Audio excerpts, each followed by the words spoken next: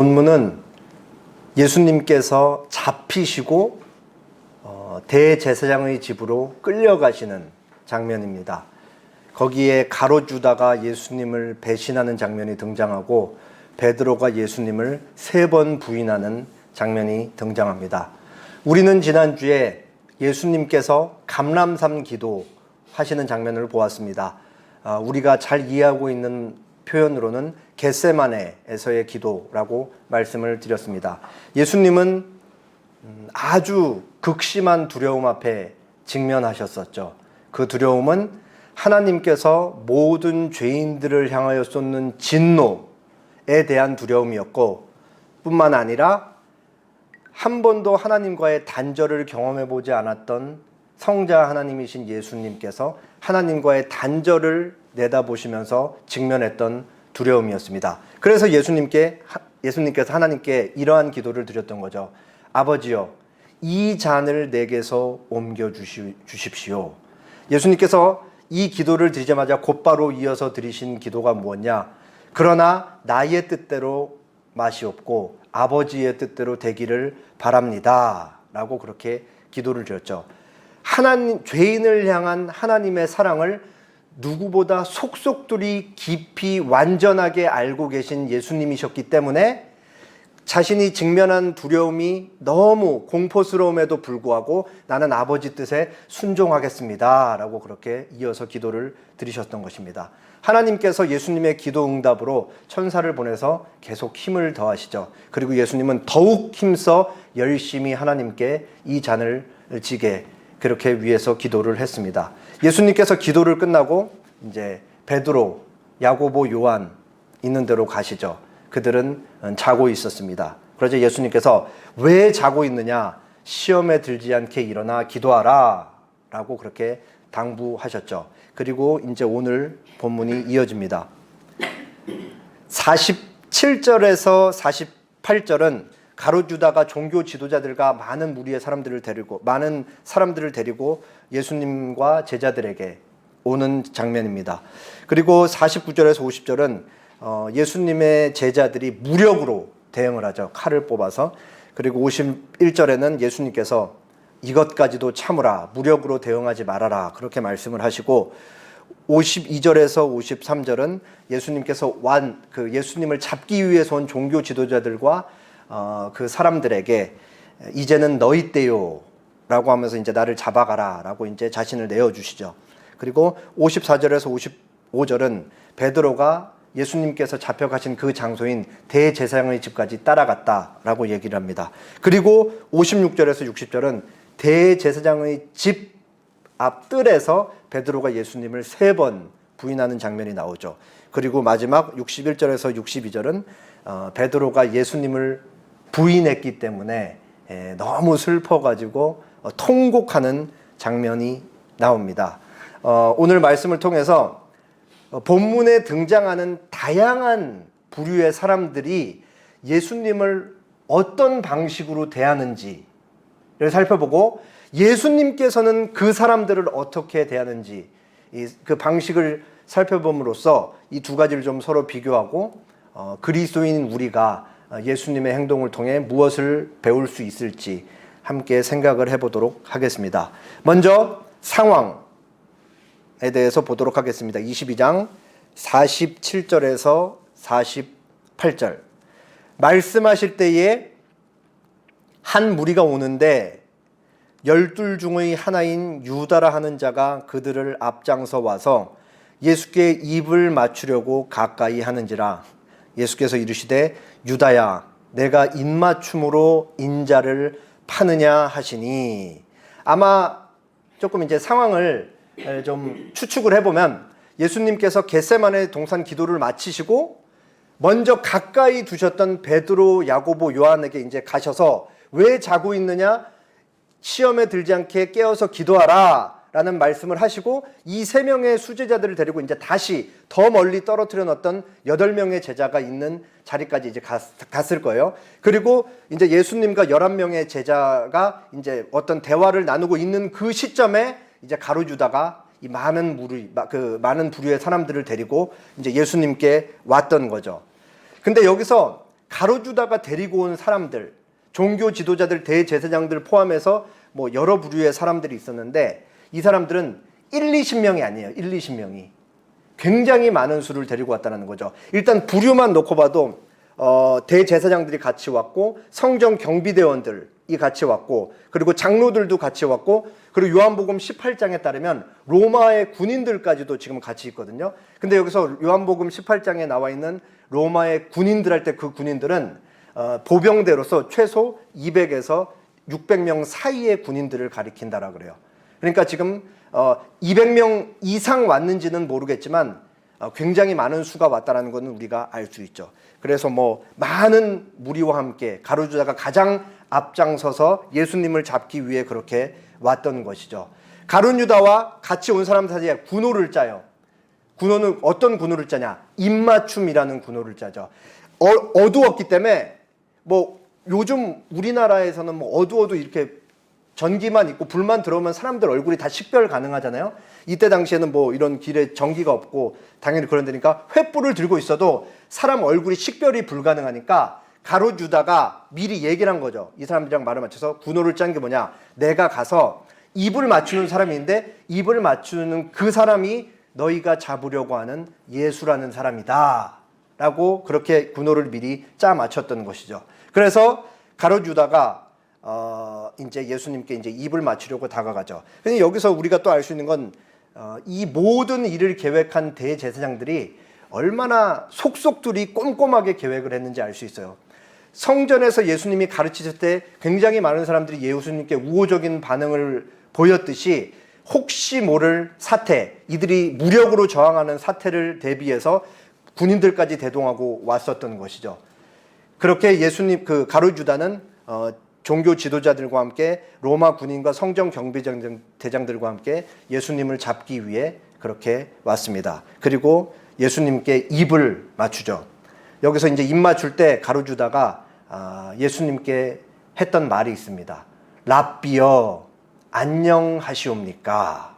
라는 말과 함께 입을 맞추죠.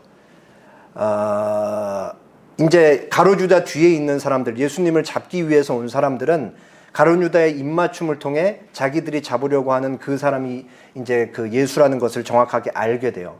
근데 여기서 우리가 조금 생각을 해보면은 가룟유다가 입맞춤을 통해 예수님을 넘기고 있다. 입맞춤을 통해 예수님을 배신하고 있다라는 것을 좀 생각해 볼 수가 있겠죠. 입맞춤이라는 게 어떤 인사예요? 가장 가까운 사이에서 사랑과 경의를 담아서 하는 인사가 입맞춤이라는 인사죠. 근데 지난 3년간 함께 지냈으며 예수님과 가장 가까운 거리에 있었던 12명의 제자 중 하나였던 그 사람이 예수님을 입맞춤이라는 인사를 통해 지금 팔아넘기고 있다. 얼마나 아이러니해요. 그리고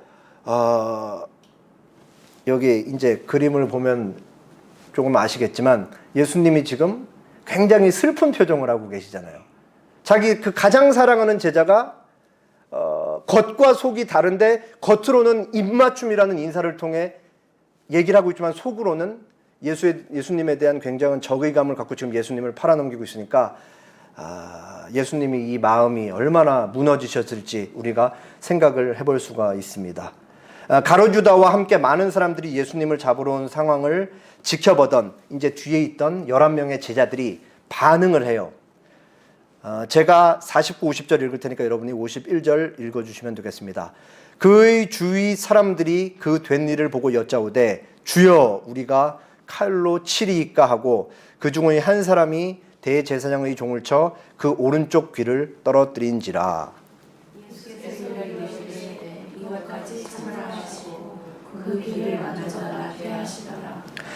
제자들이 예수님께 묻죠. 뭐라고 묻냐? 주여 우리가 칼로 대항하리이까. 도대체 어디서 이런 지금 깡이라는 단어밖에 생각이 안 나는데 이런 깡이 나왔는지 모르겠어요. 나중에 바들바들 떠는데 지금 약간 반사적으로 반응을 했던 것 같아요. 일단 예수님이 막 당하게 생겼으니까 일단 덤벼들고 보자. 지금 여기서 묻는 거는 우리가 칼로 치겠습니까? 하고 예수님의 동의를 구하고 움직이는 게 아니에요. 예수님 대답 듣기 전에 이제 칼 빼서 움직이거든요. 그 중의 한 사람이 대제사장의 종을 쳐 그 오른쪽 귀를 떨어뜨렸다. 여기서 그 중의 한 사람, 예수님의 11제자 중에 한 사람인데 그 한 사람은 누구냐? 우리가 잘 아는 베드로죠. 그리고 귀가 떨어져 나간 대제사장의 종의 이름은 말고예요. 그래서 예수님이 베드로가 이렇게 막 무령으로 대응하는 걸 보면서 이렇게 말씀하시죠. 예수께서 일러 이르시되 이것까지 참으라. 베드로 입장에서는 자기가 너무 사랑하는 선생님을 지키기 위해서 칼을 들고 무력으로 대응을 했던 거예요. 근데 예수님이 하시는 말씀 뭐예요? 이것까지 참으라. 네가 나를 사랑하고 네가 나를 지키기 위한 그 확실한 명분이 있다라고 하더라도 폭력에 폭력으로 대응하는 것은 안 된다. 그런 의미에서 이것까지 참으라 라고 예수님께서 베드로를 그렇게 질책을 하신 거죠. 그리고 예수님께서 아마도 떨어진 말고의 오른쪽 귀를 땅에서 주워가지고 말고의 귀에 여기서 붙여서 기적을 일으키시면서 낫게 해주셨던 것이죠. 상황이 얼마나 이상해요. 예수님을 잡으러 와서 예수님은 이제 끌려가시는 입장에 베드로가 말고의 귀를 떨어뜨렸고 예수님은 거기서 뭘 하고 계시는 거예요? 그 귀를 잡아서 말고를 고쳐주고 있는 거죠. 예수님의 입장에서 말고는 원수인 거예요. 왜냐하면 말고의 주인인 대제사장들이 예수님을 잡으러 왔기 때문에 말고가 지금까지 예수님에 대해서 어떠한 정보를 가져왔는지를 우리가 생각을 해볼 수가 있습니다. 대제사장들로부터 계속해서 지금 대제사장들이 잡으러 가는 예수라는 사람이 얼마나 악한 사람인지 계속해서 얘기를 했을 거 아니에요. 그러니까 지금 말고의 입장에서도 예수라는 사람은 절대 악처럼 여기면서 예수님을 잡으러 가고 있는 것이죠. 근데 자기가 지금까지 가져왔던 정보 그리고 예수라는 사람에 대한 생각이 지금 예수님을 눈앞에서 본 그 말고의 입장에서는 너무 다른 거예요. 저 사람 분명히 악하고 나쁜 사람이어야 되는데 왜 내 귀를 떨어뜨린 자기 제자를 질책하면서 내 그 떨어진 귀를 고쳐주고 있는 거지? 얼마나 혼란스럽겠어요, 말고 입장에서. 뭔가 자기가 지금까지 가지고 있었던 생각과 진짜 만난 예수님 사이에 엄청난 불일치가 일어나니까. 이 이후에 이제 말고가 어떻게 됐는지 우리는 알 수 없죠. 그럼에도 불구하고 말고의 입장, 더 나아가서 예수님은 지금 무엇을 하고 계신가? 이것까지 참으라 라고 말씀하시면서 말고의 길을 고쳐주시면서 제자들에게 뭘 알려주고 계신 거예요? 누가복음 6장 27절 28절 너희 원수를 사랑하며 너희를 미워하는 자를 선대하며 너희를 저주하는 자를 위하여 축복하며 너희를 모욕하는 자를 위하여 기도하라. 나중에 이 장면이 너무 급박하게 돌아가기 때문에 이때는 제자들이 정신이 없지만 지금 이 상황을 기억하고 있기 때문에 이게 기록된 거잖아요. 제자들이 나중에 얼마나 이걸 보면서 부끄러워하고 예수님이 잡히시는 직전까지도 우리는 그렇게 예수님 말씀 하나도 이해하지 못하고 무력으로 대항을 하려고 그러는데 예수님은 끝까지 원수 사랑을 우리에게 보여주셨구나라는 것을 나중에 제자들이 깨닫게 되는 것이죠. 이제 예수님께서 말고의 길을 고치신 후에 자기를 잡으러 온 종교 지도자들과 사람들에게 이런 얘기를 합니다. 52절 53절이에요. 제가 52절 읽고 여러분이 53절 읽겠습니다. 예수께서 그 잡으러 온 대제사장들과 성전의 경비대장들과 장로들에게 이르시되 너희가 강도를 잡는 것 같이 검과 몽치를 가지고 나왔느냐? 내가 날마다 너희와 함께 성전에 있을 때 내게 손을 대지 아니하였도다. 그러나 이제는 너희 때요 어둠의 원수다 하시더라. 여기서 이제 강도라는 말, 너희가 강도를 잡는 것 같이 권과 몽치를 가지고 나왔느냐 해서 강도라는 말은 반란자, 혁명자예요. 아주 폭력적인 강도를 얘기를 하는 거예요. 잘못 건드렸다간 언제 이 폭력적인 행동이 나올지 모르는. 근데 지금 예수님이 하시는 말씀이 뭐냐? 예수님을 잡으러 온 대제사장들과 성전의 경비대장들과 장로들이 예수님을 강도로 규정을 하고 폭력적인 사람으로 규정하고 때려잡기 위해 뭐와 뭐를 가지고 나왔다 그래요?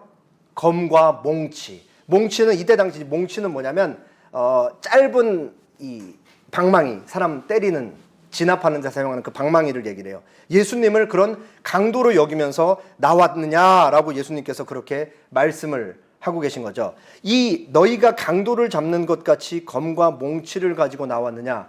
여기서 예수님이 지금 나온 사람들의 그 진상을 얼마나 매섭게 드러내고 계신지 몰라요. 이 사람들 지금 여기 왜 예수님을 잡으러 나왔죠? 이 모든 일을 획책한 주범자들이 누구예요?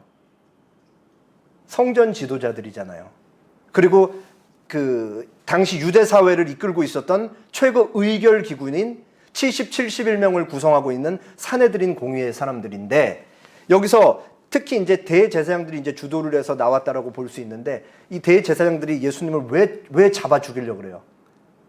자기들이 성전에서 계속해서 장사하면서 불을 축적하고 있는데 예수님이 성전 허물어진다라고 얘기하고 막 상 뒤엎고 하니까 자기들의 기득권과 부와 명예와 지위와 자리를 위협하는 사람으로 생각하고 있기 때문에 없애버리자 이거예요. 근데 없애버리려고 하는데 이 사람들의 목적은 오직 한 가지, 예수를 죽이는 것인데 그 없애는 그 방법, 과정에 동원되는 게 뭐예요? 세상 사람들과 똑같은 칼과 몽치를 들고 자신들의 정치력과 군사력을 동원해서 예수님을 잡아 죽이기 위해 오고 있다는 거죠. 여기서 그러니까 예수님이 하신 말씀이 뭐예요? 너희가 강도를 잡는 것 같이 검과 몽치를 가지고 나왔느냐. 너희가 하나님의 교회를 이끌고 있다는 종교 지도자들이 세상 사람들과 똑같은 방식으로 아무런 잘못 없는 나를 잡아 죽이기 위해 왔느냐. 그러면서 예수님께서 뭘 들어요? 너희가 실상은 백성들을 하나님께로 이끌고 있는 성전 지도자들이라고 하지만 사실은 너희가 누구를 닮아 있는지, 누구를 쫓아 살고 있는지, 그리고 누구의 뜻에 복속되어 살고 있는지, 그 이면에 다 마귀라는 존재가 자리를 하고 있는 것이죠. 그렇게 예수님께서 얘기를 합니다. 사실 당시 종교 지도자들은 하나님께 날마다 예배를 하고 있지만 하나님과 전혀 상관이 없었던 사람들인 것을 우리가 알 수 있죠. 예수님께서 이어서 말씀하세요. 내가 날마다 너희와 함께 성전에 있을 때에 내게 손을 대지 아니하였도다. 그러나 이제는 너희 때요 어둠의 권세로다. 예수님께서 막 많은 사람들한테 환호를 받으면서 호산나 호산나 외치고 성전에 입성하신 이후에 매일 오전과 낮 시간에는 성전에 가셔서 거기에 모인 사람들을 가르치셨고, 밤에는 무엇을 하셨죠? 감람산에 가서 기도를 하셨잖아요. 그때 오전 시간과 낮 시간에 예수님께서 그 모인 백성들을 가르치셨을 때 종교 지도자들이 예수님을 잡지 않았다라는 거예요. 잡지 않은 게 아니고 정확하게 말하면 잡지 못한 거죠. 왜냐하면 계속해서 부활 논쟁, 권위 논쟁, 세금 논쟁했고 어떻게 해서든 딴지를 걸고 책 잡아서 어떻게 예수님을 넘어뜨리려고 했는데 다 실패했잖아요. 그만큼 예수님의 삶을 공적으로 투명했다고요. 투명했다고. 너희가 낮에는 나 못 잡았잖아. 내가 아무런 잘못 없었잖아. 근데 너희 지금 뭐 하고 있어? 밤에 와서 몰래 군인들 데리고 와서 나 잡아가고 있다. 예수님께서 그 얘기하고 계신 거죠. 그러면서 그러나 이제는 너희 때요 어둠의 권세다. 무슨 말이냐? 이제는 하나님께서 하나님의 구속사적인 역사를 이루어 가시는데 예수님을 죽음에 내어주는 그런 의미에서 이제 이 종교 지도자들이 예수님을 잡아갈 수 있는 너희의 때요. 그리고 예수님께서 이제 잡혀가서 죽고 부활하실 그 며칠 기간 동안 어둠의 권세, 사단이 판을 칠 수 있는 그 권세, 하나님께서 허락하신 사단의 권세가 주어지는 그 시기다라는 것을 그렇게 말씀을 하셨던 것이죠. 그리고 이제 예수님은 잡히시고 이제 끌려가는 거예요. 누가복음에 나와 있지 않지만 여기서 이제 예수님 잡히실 때 제자들 다 도망갑니다. 다. 그리고 이어지는 내용을 보겠습니다. 61절, 62절인데요. 요거는 좀 같이 읽어볼까요? 주께서 돌이켜 베드로를 보시니 베드로가 주의 말씀 오늘 다 굴기 전에 내가 세 번 나를 부인하리라 하심이 생각나서 밖에 나가서 심히 통곡하느니라. 이제 장소가 바뀌는 거죠. 예수님께서 감람산에서 잡히시고 이제 대제사장의 집까지 끌려갑니다. 그때 예수님께서 잡히신 것을 보고 이제 제자들은 다 흩어져요. 근데 이제 예수님을 도망갔다가 이제 이렇게 보면서 따라왔겠죠. 베드로가 예수님을 따라와요. 근데 따라왔는데 어떻게 따라왔냐? 멀찍이 따라왔다라고 그렇게 얘기를 하고 있죠. 베드로가 왜 예수님을 멀찍이 따라가고 있는가? 여기서 이제 베드로의 마음 상태를 우리가 읽을 수가 있죠. 베드로에게 두 가지 마음이 같이 있는 거예요. 베드로는 예수님을 너무 사랑하기 때문에 예수님이 지금 잡혀가는데 예수님이 잡혀가서 도대체 어떻게 되시나 너무 궁금해서 견딜 수가 없는 거죠. 예수님을 너무 사랑하니까. 근데 왜 멀찍이 떨어져서 갈 수밖에 없어요? 동시에 지금 예수님과 잘못 엮였다가는 나도 지금 목숨이 날아갈 수 있고 어떻게 선동전을 몰라서 어떻게 될지 모르니까 너무 무서운 거예요. 그러니까 예수님을 사랑하는 마음이 한쪽에 있고 또 같은 다른 쪽에는 예수님과 잘못 엮였다가 나도 죽겠다라는 거 두려운 마음이 있으니까 멀리서 그냥 예수님이 어떻게 되는지만 좀 지켜보자 하고 예수님 이렇게 멀찍이 따라가고 있었던 것이죠. 불과 몇 시간 전에 예수님께서 베드로한테 그랬잖아요. 네가 나를 부인할 것이다. 닭 울기 전에 네가 나를 3번 부인할 것이다. 그때 베드로가 뭐라고 얘기했어요? 주여 그럴 수 없습니다. 내가 주님이 옥에 갇히면 감옥까지 따라가고 죽는 데까지 따라가겠습니다. 라고 호언장담했죠. 근데 여기서 베드로 그래도 나름 자기가 한 말 지키고 있는 거예요. 딴 제자들이 지금 다 도망갔는데 아마 여기 요한도 같이 있었던 것 같아요. 그럼 베드로가 그래도 자기가 한 말 지키기 위해 그 말을 했기 때문에 그걸 지키기 위해 쫓아왔다라기보다는 예수님 사랑하는 마음 때문에 그냥 온 것일 텐데 어쨌든 그거를 이제 지키기 위해서 노력을 하고 있다라는 면에서 베드로를 칭찬해 줄 만하죠. 그렇게 해서 이제 베드로가 이제 들어가요. 대제사장의 집 안에 예수님이 잡혀 있고 신문을 받고 있고 그리고 뜰 앞에 이제 당시 6월절 쌀쌀하니까 밤에 쌀쌀하니까 불을 피워서 거기 이제 성전 경비대장들이랑 대제사장의 종들이랑 같이 이제 불 떼고 예수님 판결을 그냥 기다리고 있죠. 집에 들어갈 수 없으니까. 그때 이제 베드로가 거기 가운데로 쓱 들어가요. 지금까지는 횃불도 이동하는데 횃불도 없고 베드로의 얼굴이 드러나지 않는데 이제 불을 피워놓는데 사람들이 앉아있고 거기에 이제 베드로가 들어가는 순간부터는 베드로의 얼굴이 이제 다 노출되는 거예요. 눈, 코, 입 다 노출되는 거죠. 그래서 이제 베드로가 거기 가서 쓱 앉아요. 그때 거기에 있었던 한 여종이 베드로를 보면서 얘기하죠. 저 사람 지금 잡혀있는 저 예수라는 사람이랑 한 패거리다 라고 얘기하니까 베드로가 뭐라 그래요? 나는 그를 알지 못한다. 당신이 지금 나랑 엮고 있는 저 집안에 있는 잡혀있는 예수라는 사람을 나는 모른다 라고 베드로가 부인을 하죠. 저는 이 부분 보면서 무슨 생각이 나냐면 어린아이들이 항상 우리도 어린 시절 경험해보면 아마 다 공감을 하고 경험을 한 기억이 있을 텐데 애들은 뭔가 부모님이 이거 하지 마 라는 행동을 했을 때 들키잖아요. 그러면 애들은 들켰을 때 반사적으로 거짓말 하잖아요. 그 위기를 모면하려고. 이 베드로가 지금 모면하는 게 딱 그랬던 것 같아요. 나 예수님 부인해야지 하려고 들어간 게 아니잖아요. 예수님 어떤 판결이 일어날지 보고 싶어서 들어갔는데 어떤 여종이 갑자기 생각지도 않게 저기 잡혀있는 사람이랑 당신이랑 한 패거리입니다. 그러니까 베드로가 반사적으로 나 저 사람 모릅니다. 라고 그렇게 부인을 한 거예요. 이게 첫 번째 부인이죠. 여기에 이제 중요한 사실은 제가 앞서도 말씀드렸지만 지금 이 자리에 경비대원들이 같이 있다고요. 베드로도 나이가 있는 상태에서 예수님과 한 패거리라는 게 발각이 되면 잡혀갈 수 있는 상황인 것이죠. 그리고 잡혀갔을 때 굉장히 무서운 공포스러운 일이 벌어질 수 있기 때문에 베드로가 부인을 한 거예요. 조금 있다가 또 다른 한 사람이 베드로한테 얘기를 해요. 당신도 저기 지금 잡혀있는 저 예수랑 한 패거리입니다. 그러니까 베드로가 다시 말하죠. 이 사람아 무슨 소리 하느냐. 당신이 얘기하는 저 사람과 나는 아무런 상관이 없는 사람이다.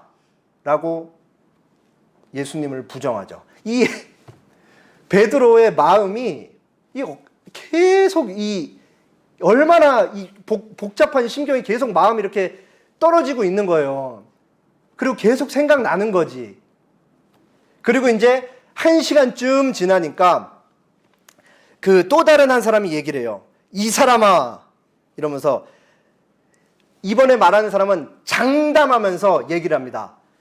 당신도 저기 지금 잡혀있는 저 예수와 한 패거리가 확실합니다 라고 얘기하면서 이번에는 근거까지 얘기를 해요.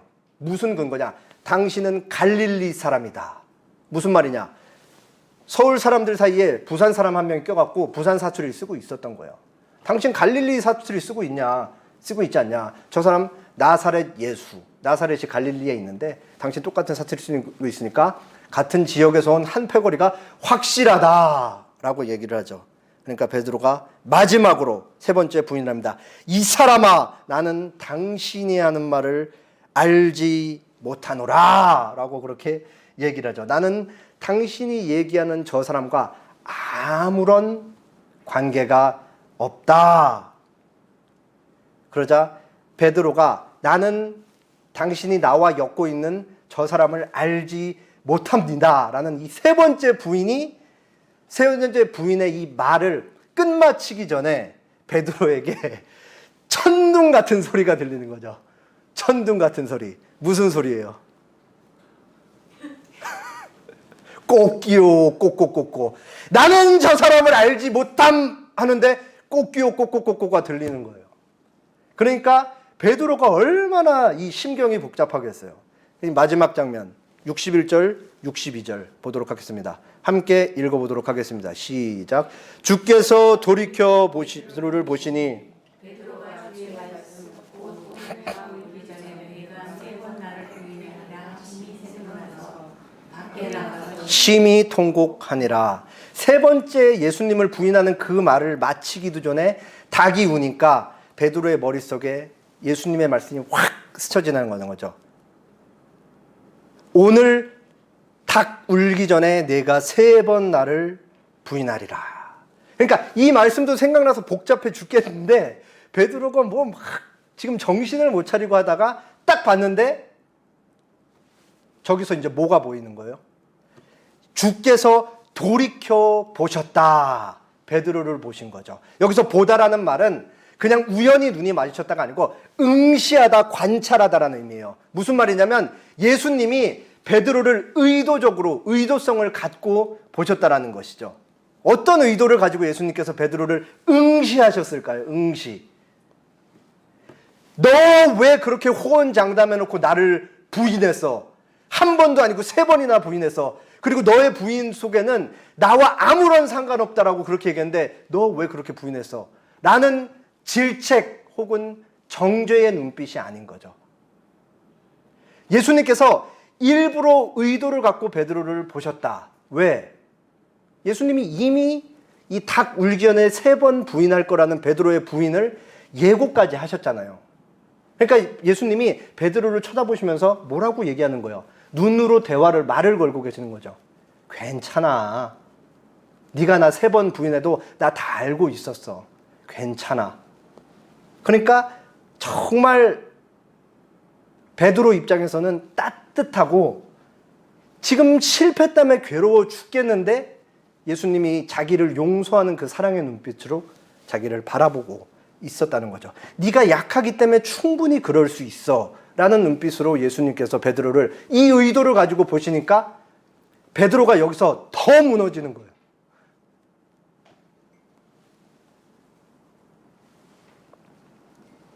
차라리 사람 마음이 그렇잖아요. 어떤 때는 내가 큰 잘못을 저질렀을 때 너 괜찮아라는 말보다 차라리 누가 나를 혼내켜주고 정죄를 해주면 내 속이 차라리 후련해질 것 같다는 감정을 우리가 느끼면서 살잖아요.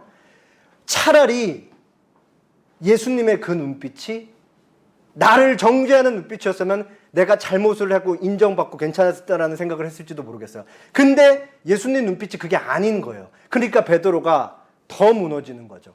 그러면서 베드로 속이 얼마나 상했겠어요. 그렇게 큰 소리로 호언장담하면서 예수님을 내가 끝까지 따라가겠다. 내가 예수님을 끝까지 지킬 것입니다.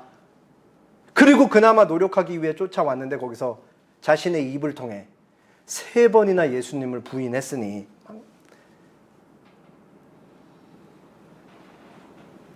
마음이 갈기갈기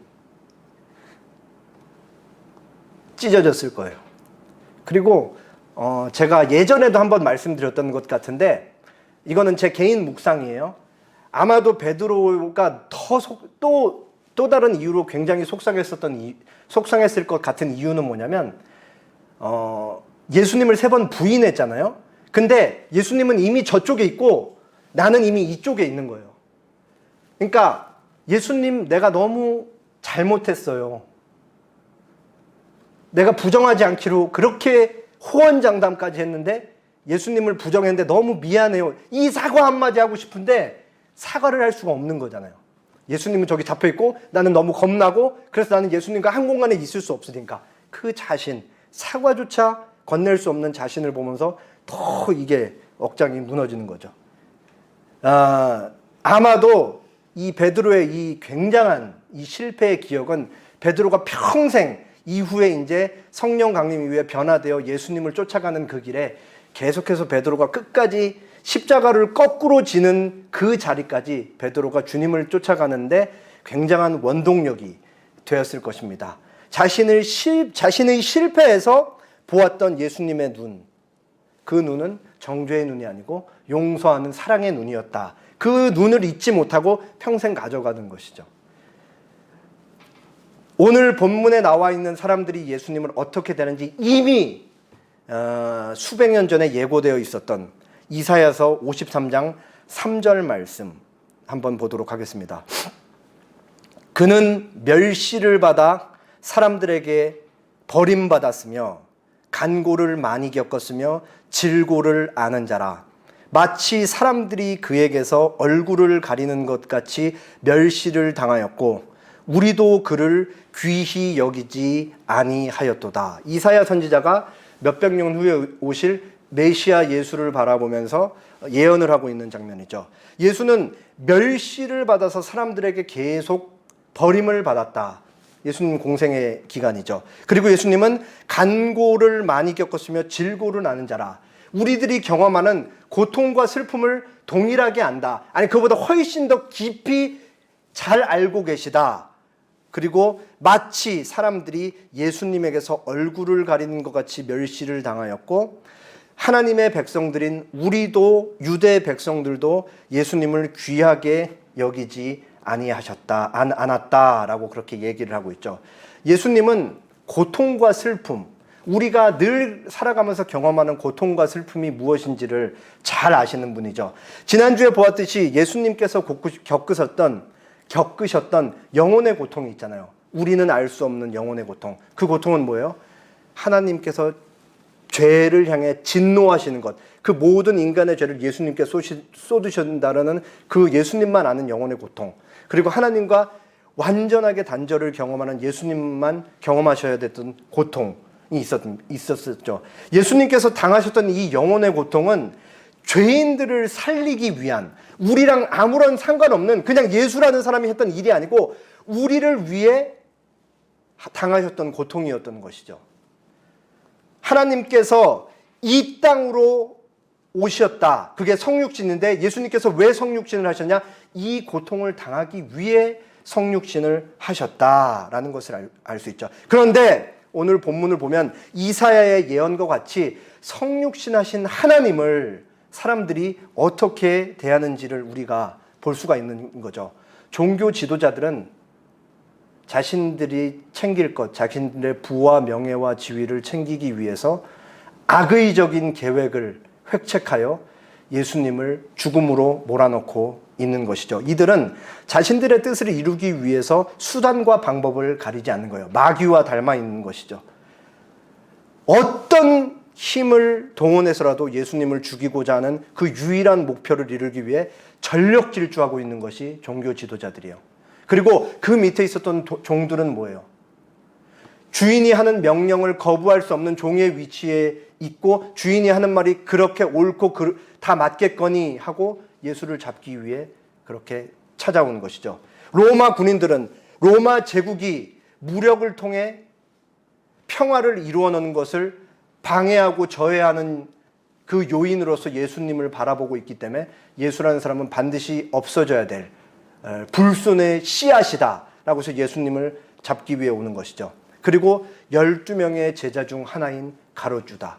3년간 예수님을 통해 자기가 원하는 것을 보지 못했고, 그리고 그 은 30, 자기가 좋아하는 돈, 그 적은 돈 때문에 예수를, 선생을 팔아넘기는 가룟유다. 그리고 예수님이 잡히자 다 도망갔던 제자들, 마지막으로 예수님을 끝까지 예수님이 어떻게 되는지 끝까지 보기 위해 찾아왔지만 그 자리에서 결국 자기의 연약함을 극복하지 못하고 예수님을 3번이나 부인했던 베드로.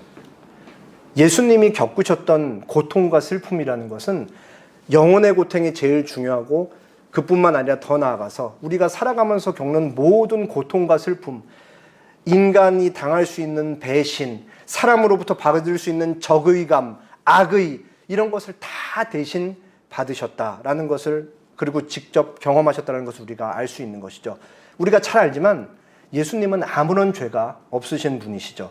예수님은 지금 예수님에게 온갖 적의와 악의를 퍼붓고 물리적인 힘을 가하고 있는 지금 이 사람들에게 아무런 적개심이 없는 거예요. 예수님은 지금 그 사람들을 위해, 그 사람들도 예수님의 십자가 사역의 대상이 될 수 있기 때문에 이 사람들을 위해 죽으러 가고 있는 것이죠.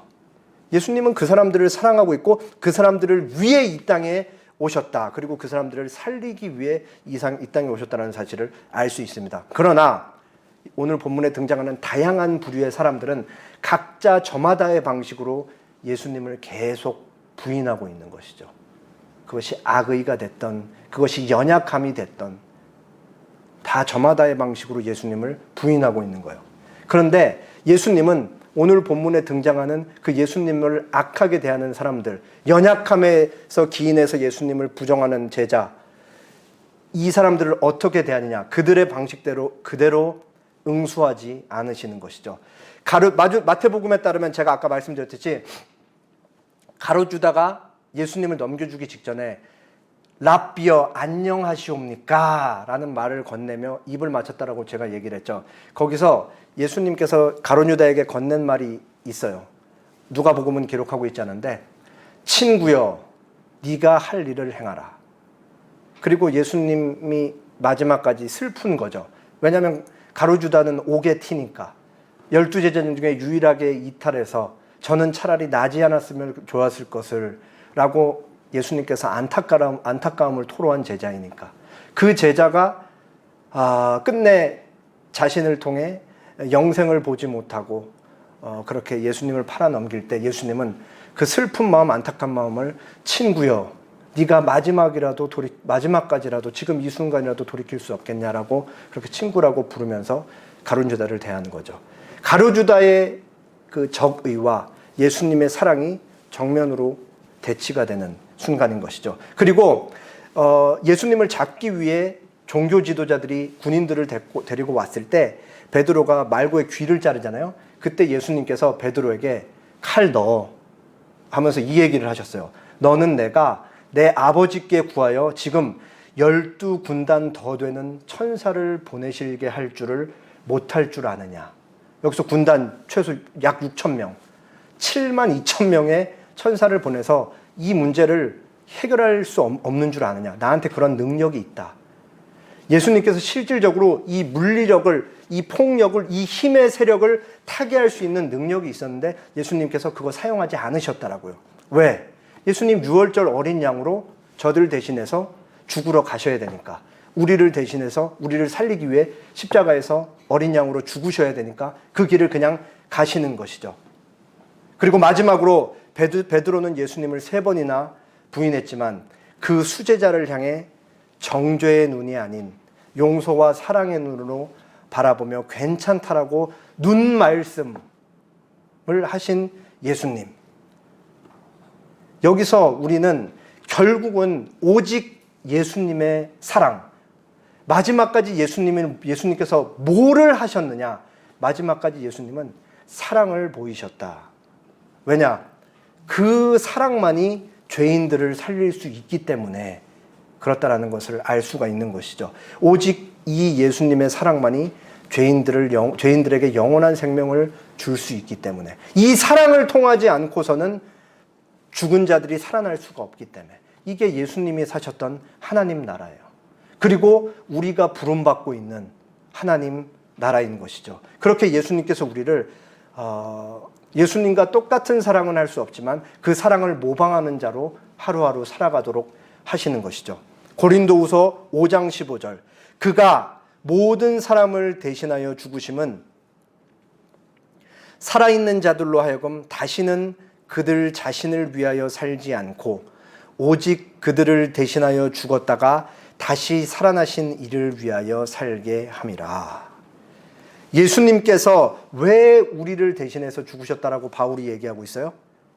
살아있는 우리들, 그리고 영원한 생명을 부여받은 우리들로 하여금 다시는 우리 자신, 오늘 대표 기도에서 나왔듯이 우리 이기적인 우리의 욕심을 위해서 사는 것이 아니고 오직 그들을 대신하여, 우리를 대신하여 죽었다가 다시 살아나신 이 예수님을 위해 살게 함이라. 뭐라고 묘사하고 있어요, 예수님을? 우리를 대신하여 죽었다가 다시 살아나신 예수님을 위해서 살게 함이라. 너희는 사망 권세가 너희를 지배하지 못한다.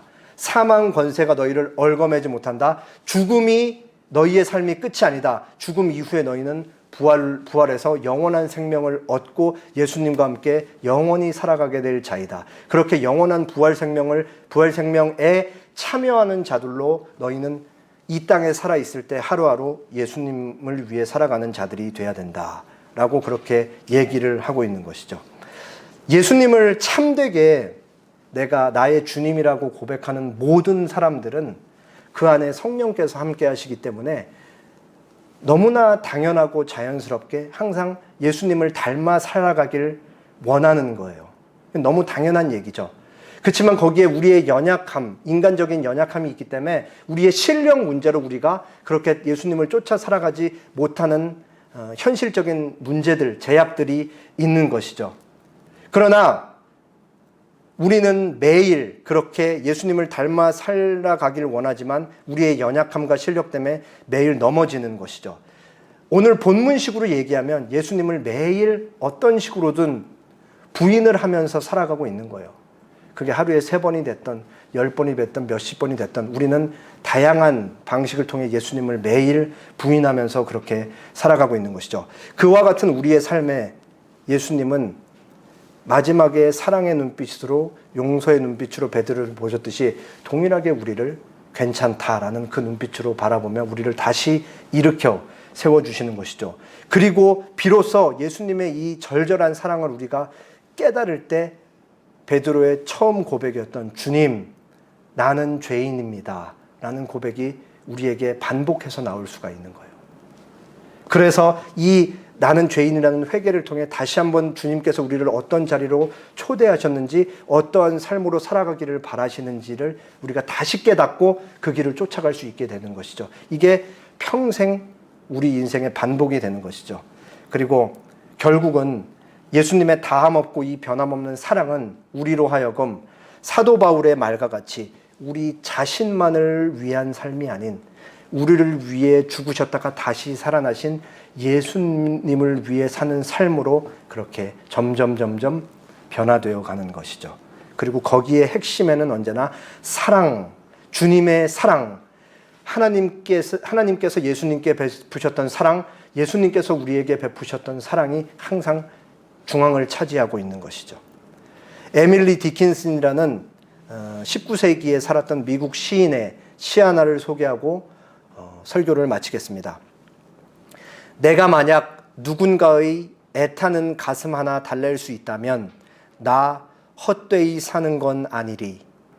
내가 만약 누군가의 시린 마음 쓰다듬어 줄 수 있다면, 괴로움 가득한 마음 달래줄 수 있다면, 기진맥진 지친 작은 울새 한 마리 둥지로 돌아갈 수 있게 도와줄 수 있다면 나 헛되이 산 것 아니리. 우리가 하루하루 살아가면서 우리 이 한국 사회만 놓고 봐도 일으킬 수 있는 변화는 거의 없고 아주 미미하다라는 사실을 우리는 부정할 수 없어요. 그럼에도 불구하고 하나님께서 우리 매일의 삶 속에서 우리 각자를 보내는 자리가 다르고 만나게 하는 사람들이 다르다라는 거죠. 거기서 우리는 적어도 누구 하나 살릴 수 있는 삶을, 예수님의 사랑을 흘러갈 수 있게 한다면 결코 우리의 삶은 헛된 삶이 아니고 하나님 앞에 큰 가치가 있는 삶일 거라 확신합니다. 기도하겠습니다.